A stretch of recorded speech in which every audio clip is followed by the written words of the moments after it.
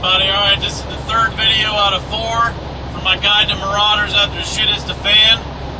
This video is going to deal with the different kind of terrains that marauders will be in. Again, I'm just going to stick with 2, alright, and we'll just keep it with that, alright? First terrain is urban terrain. Second terrain is rural terrain. That could be countryside, that could be mountain, woodland, jungle, whatever it may be, okay? Just where you're farther away from any other community than you would be if you were stuck in the middle of Chicago, alright? The urban terrain, immediately, right off the bat, this is going to be a bad place to be, alright? You do not want to be stuck in an urban terrain after the shit hits the fan. The reason why I say this is because look at the urban terrain right now. Look at Chicago.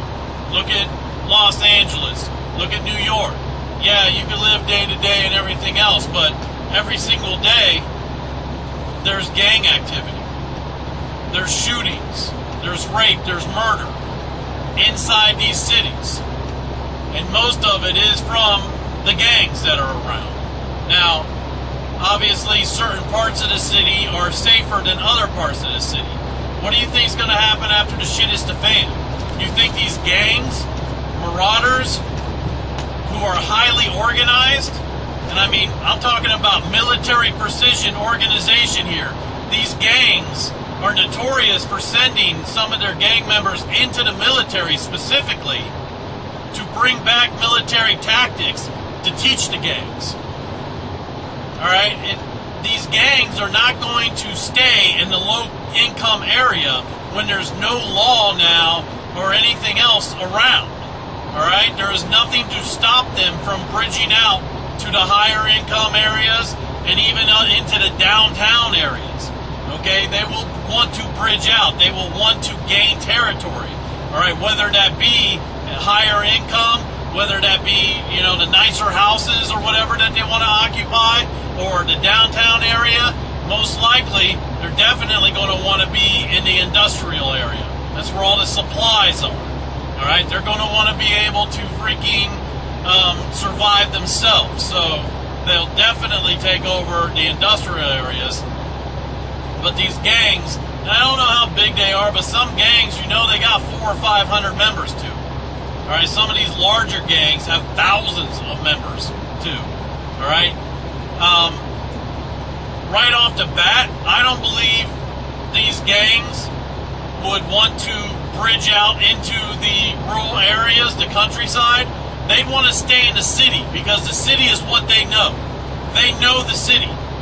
So when there is no rule of law, they would want to bridge out to the entire city, but they're not going to bridge out right away until they start running out of supplies into the countryside. Now, if you decide that you are going to stay in the urban environment, as far as I'm concerned, that's a bad idea. Alright, I'm gonna put it nicely, alright? I could call you an idiot, I could call you a dumbass, but it's just a bad idea, alright? And the reason why is because if you choose to stay in an urban environment, you've only got 2 choices. Die, or freaking join the freaking gang that has occupied your area, alright? Again, I don't see any other choices, okay? Yeah, you have another choice. As soon as the shit hits the fan, you get the hell out of Dodge. But after that, it's too late. Because again, it'll happen immediately. Alright? It's not going to happen, you know, months down the road like in a country environment, a rural environment, or in the mountains or the woodlands or whatever. Alright? When you live in the country, you may not see anything for months, possibly years. Okay, you might not see any marauders or gangs or whatever for that long. In an urban environment, it's going to happen immediately. It's going to happen right then and there. You're going to have gangs that want to take control of parts that they have never been able to take control before because there's always been a law enforcement presence. So you got two choices: die or join the gang. Let me tell you something, all right? Joining a gang, especially after shit hits the fan, when there's no recourse for law, all right? It's not like they're going to go and say, "Are you going to join us?" You say yes, and they shake your hand and say, "Welcome to the club." They're going to beat the shit out of you. They are going to torture you. This is what they do now. To join a gang, you have to go through some shit. You might be forced to kill somebody else just to prove your loyalty. The women, you will be gang raped. That's what they do now. You think that's going to change after the shit hits the fan? No, it's not. It's going to get worse. Because instead of 5 guys gang raping you, they might just say, "Hey, all 500 of you, check this bitch out." Because that's what they're going to do.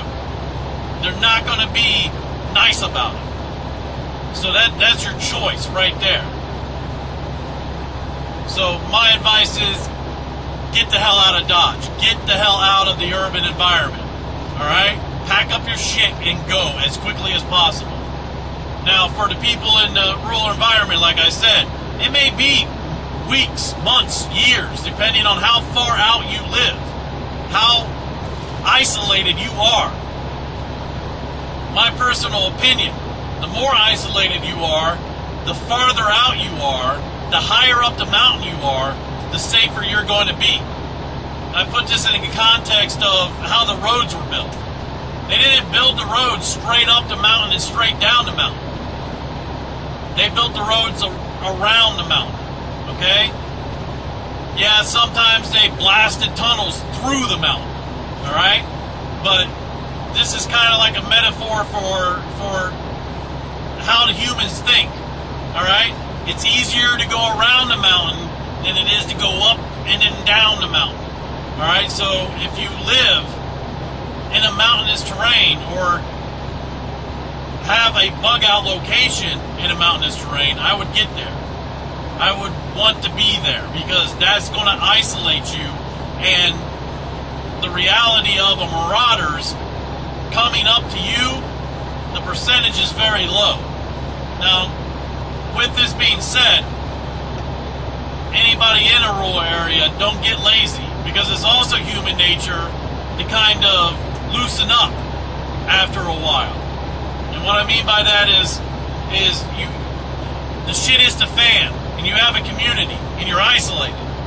But because you're afraid that marauders are going to come, or someone's going to come and try to steal your shit, you put in this tight security system. You got 8 guys walking the perimeter all at once. Alright, you've got freaking a guy up in a tree that's a sniper. Alright, you got a freaking machine gun nest, okay, or whatever it may be. You put up this whole security system to keep your community safe.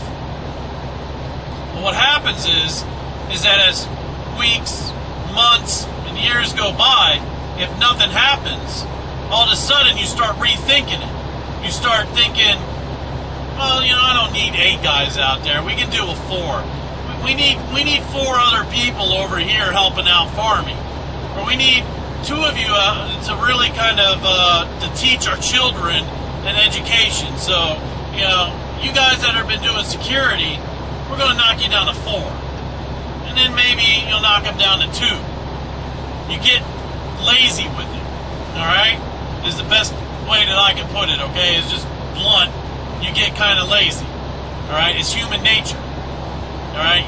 At first, you're all gung-ho because you're like, ain't nobody getting in here. But then nobody tries to get in for years. All of a sudden, you're like, well, we'll have security, but you don't need 24-hour security. We'll just have security at night. When that happens, when you get lazy, that's when they'll strike. I'm not saying, that's when they'll strike, but that's when something might happen, is when you start getting lackadaisical with your everyday security. It's okay to tweak it. It's okay to tweak your security. It's okay to add to your security. It's okay to make it better. But don't take away from your security. If you institute a security system on day one, make sure that year 15, that security system is basically still the same or better. Don't remove things from your security system. Another thing that you definitely want to do is have the buddy system. We had the buddy system in the Marine Corps, all right? Libo buddies. Even when, we were doing actual training and everything else, you never let someone go off alone. The reason why is you do not want to give the marauders, who may or may not be out there, if they're out there and someone goes off alone, they can be captured and held hostage. That is leverage against you. That is leverage against your community. Once you have leverage against your community, there's going to be people, no matter what decision you make, let the person die or give the marauders food for exchange with the hostage. There's going to be people in your community who don't agree with the decision that you made. And all of a sudden, now you've got animosity towards you. All of a sudden, now your community that was tight-knit is breaking apart. All right? You want to break the marauders apart. You don't want to break your community apart. All right? And with that being said, that means that your children, when they go out to play, which you should let your children play. I mean, that's part of being a childhood. But don't let them go out alone. Always have people with them. Again, it's the community. So have these people in the community make sure that there is 24-hour security, not only around the perimeter, but also with your people. Same thing with the women, because, again, you're going to think differently between a man hostage and a woman hostage, all right? And again, it's going to affect the decision that you make, all right? So with women, with men, it doesn't matter, all right? Nobody goes off alone. Always have multiple people together, all right? Nobody walks off alone, all right? That'll alleviate the hostage taking. All right, with that, this is the third video. My fourth video is basically picking out the leader of the marauders and taking them out.